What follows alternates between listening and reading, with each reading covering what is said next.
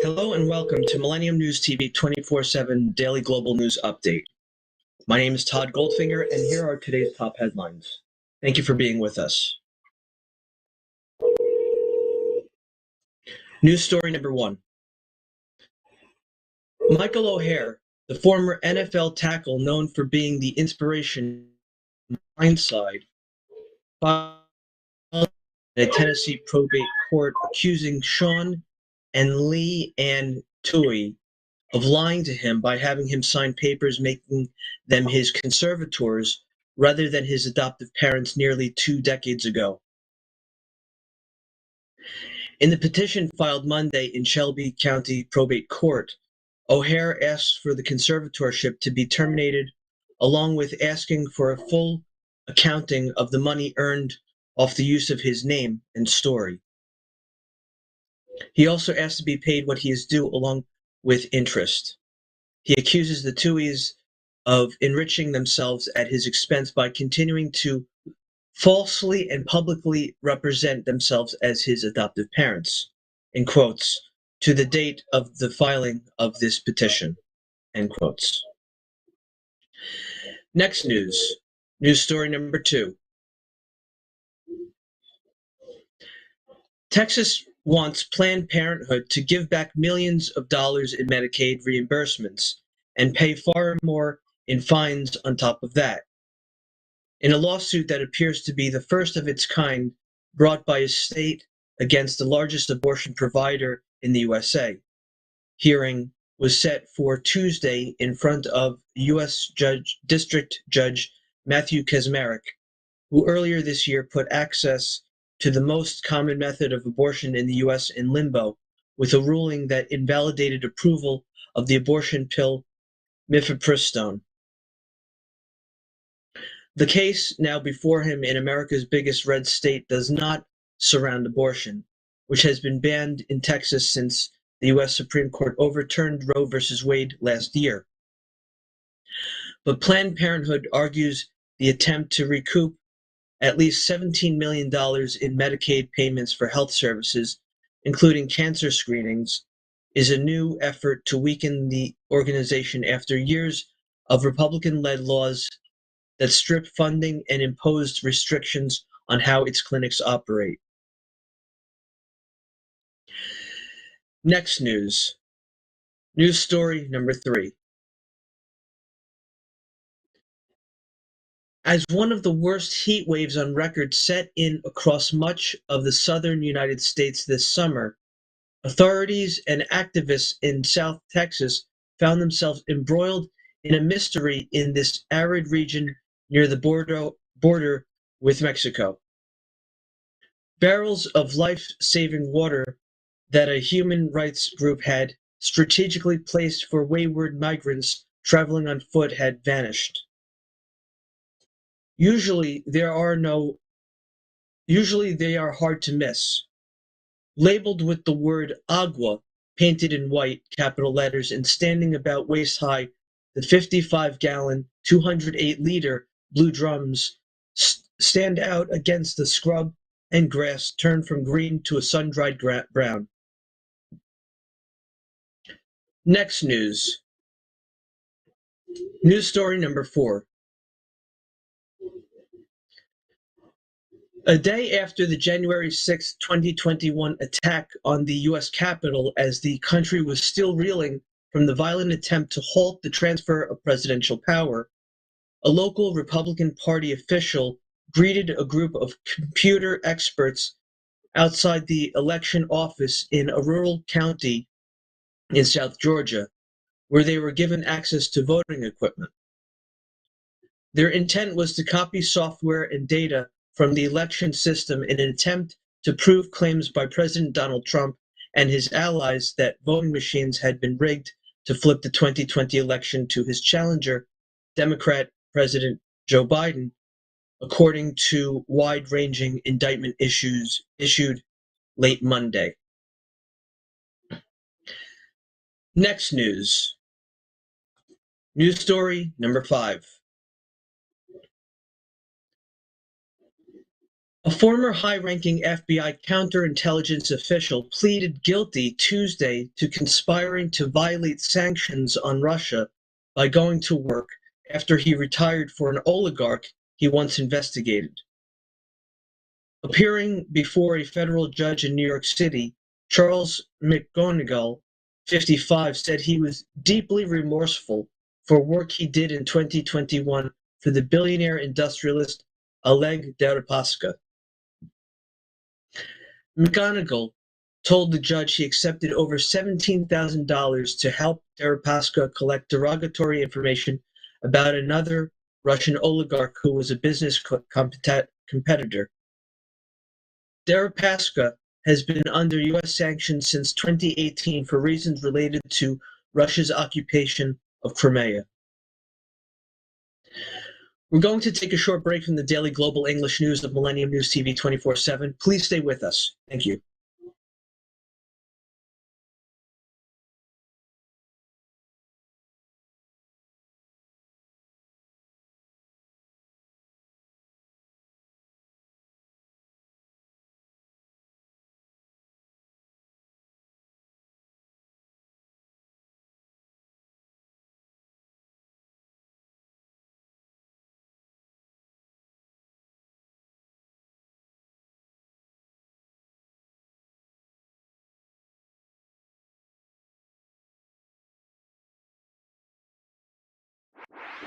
Welcome to the world of Millennium News 24. We bring news, we analyze news, and we make a bridge between you and the eventful world.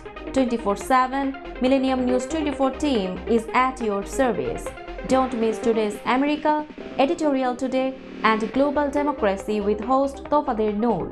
You also won't want to miss Todd Goldfinger show, Goldfinger Music Hour, Noon News with host Todd Goldfinger. And to stay connected with all top and trending news, don't even miss Millennium News Hour with host Tanziba Nouri. Millennium News 24 is available to be watched free for all LED TVs such as Sony, Samsung, LG, Roku TV, Amazon TV, and Apple TV.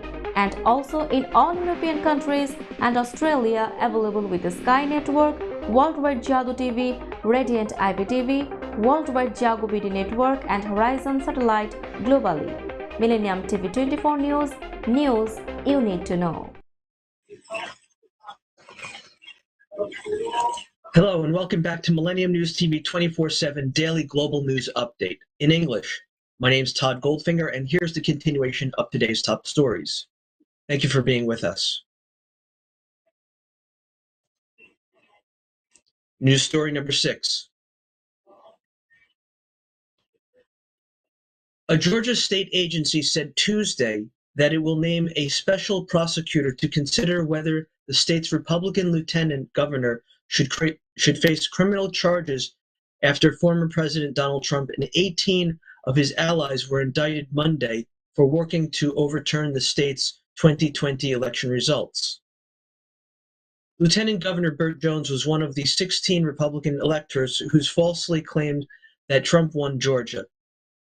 As a state senator, he also sought a special session of Georgia's legislature aimed at overturning President Joe Biden's narrow win in the state. But Fulton County District Attorney Fannie Willis was barred by a judge from indicting Jones. Superior Court Judge Robert McBurney agreed with Jones that Willis, an elected Democrat, had a conflict of interest because she hosted a fundraiser for the Democrat who lost to Jones in the 2022 election for lieutenant governor. Next news. News story number 7.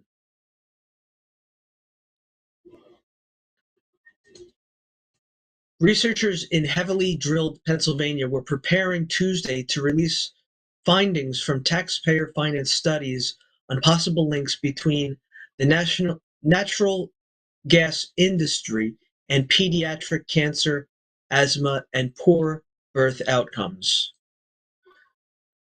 The 4-year, $2.5 million project is wrapping up after the state's former governor, Democrat Tom Wolf, in 2019 agreed to commission it under pressure from the families of pediatric cancer patients who live amid the nation's most prolific natural gas reservoir in western Pennsylvania. A number of states have strengthened their laws around fracking and waste disposal over the past decade. However, researchers have repeatedly said that regulatory shortcomings leave an incomplete picture of the amount of toxic substances the industry emits into the air, injects into the ground, or produces as waste. Next news. News story number 8.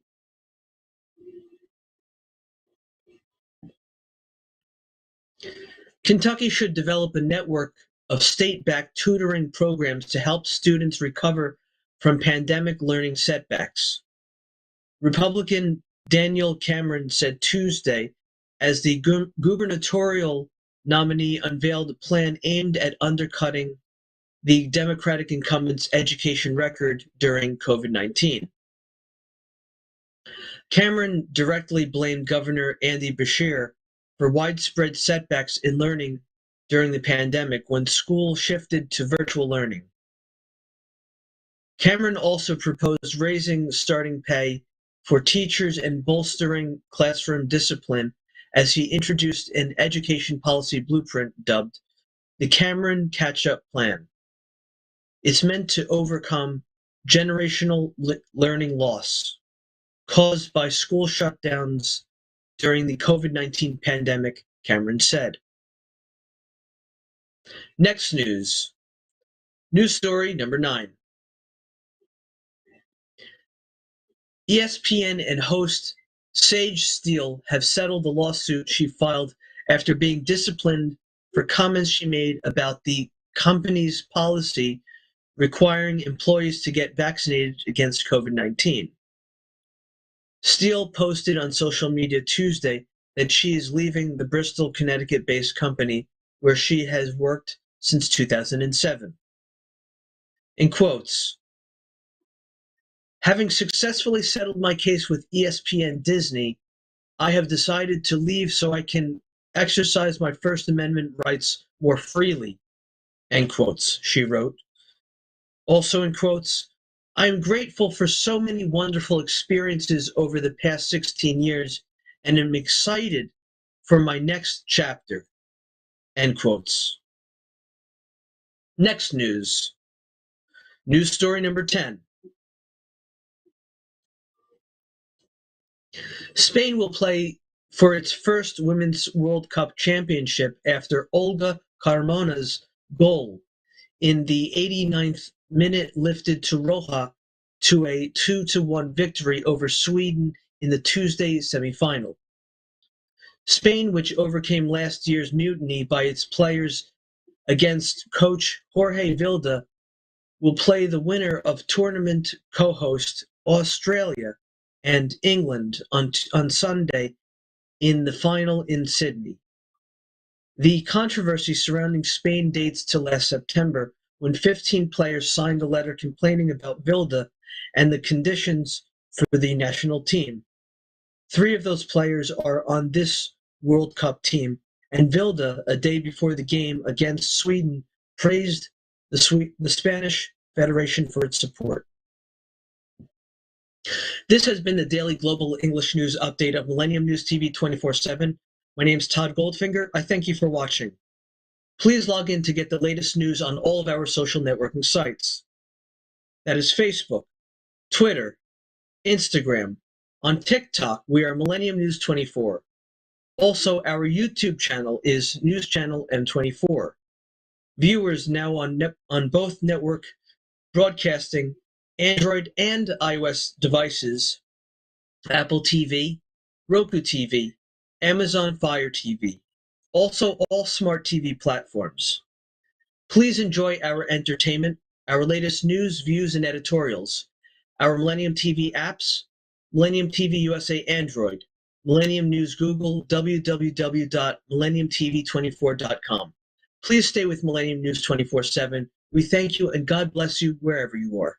Peace.